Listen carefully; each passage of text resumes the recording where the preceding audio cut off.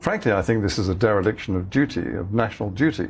They should either truncate this election campaign, this process, and have the vote this week or next week at the latest, or one of them should pull out. I think the most likely one would be, the preference would be for an early actual vote.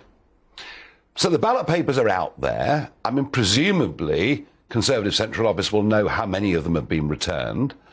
But I guess once you've set the rules for an election, it's difficult to change them. I don't see why it would be on this occasion. I mean, what we're on the brink of is a national economic emergency, a crisis, and possibly even a potential catastrophe. So Gordon Brown giving these dire warnings on Monday of this week was right on that? Yes, I'm not often in the position of backing Gordon Brown, but on this occasion I think he's right in that assessment. And he has actually been through the mill himself, so he knows when a real emergency is coming. And we're talking about £4,500 extra for people who simply don't have that sort of money. The problem here is that you have an electorate, 160,000 Conservative Party members, who are basically telegraph readers. And there's nothing wrong with telegraph readers. No. I'm one myself. But comparatively well off, most of them, would you say? Comparatively well off, probably no mortgage to pay. The kids have gone through school. What I'm thinking about is my readers, the Sun readers, the people who are on those average earnings and possibly less than the 25, 26, 27,000. That's before tax, and suddenly they're out of the taxed version of that, they're having to fork out £4,500. Most of them would be lucky to have savings of £500. Yeah. And many of them are already in debt on the basis of the electricity bills they're receiving now. The Liz Truss tonight completely refused to say we should cut the 5% VAT on people's fuel bills, despite the fact, and one of the questioners said it was a Brexit promise, and it was a Brexit promise. She has said, though, that she would take the green levy off people's electricity bills. But we've got this debate going on, haven't we? We've got Liz Truss saying she will cut taxes. We've got Rishi Sunak now saying that perhaps there'll be more handouts. What is the right answer, in your view, given the magnitude of what we face? Well, if the people that I'm speaking to, and people who are speaking publicly anyway, are right in their assessments of what lies ahead, the sort of things they're doing now, offering tax cuts and VAT cuts and green levy cuts, are like sticking plasters on a burst water main.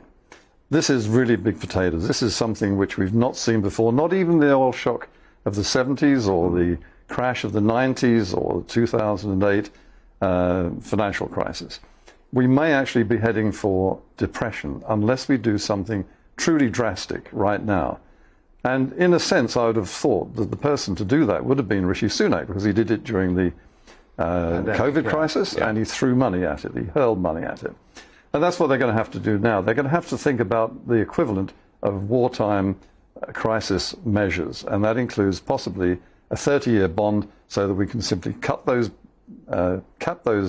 energy prices to the point where people aren't going to go hungry or destitute in order to pay them. I think you're right. I think in the end, just cutting a few taxes is not going to cut the mustard. But if they hang on until the 5th of September, and if the preparatory work is not going on between Team Rishi and Team Liz and the Treasury, and I don't think it is, by the time they get into number 10, get ready for a budget, people will have had these bills for a month or so. I mean, aren't they potentially doing themselves enormous electoral damage? I think so, because no matter what they throw at it in the way of these tax cuts and so on, there'll be no gratitude for it once this hits properly and hard. The fact that they're getting £400 off their energy bills and £300 off their, or in addition to their winter fuel allowance, all of that will be taken as read. It'll be discounted. It needs to be quite dramatic action, and I don't see how, in fact, the Foreign Secretary and the former Chancellor are able to dictate what the Treasury is doing or thinking about right now. And I gather that Kwasi Kwarteng, who's most likely to be the next Chancellor, is drawing up something like an emergency budget. But he doesn't have the wherewithal, he doesn't have the documents as we speak to do that. No. And I think that we have, that's why I'm suggesting that they should bring it forward. I completely understand. Otherwise, they're doing themselves huge harm.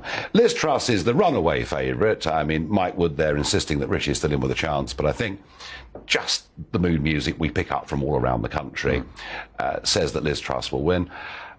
She's been in cabinet for 8 years. Not made much of an impression with the British public, I don't think, during that time. I'm Don't want to be unfair, but I think that's a reasonable way of putting it.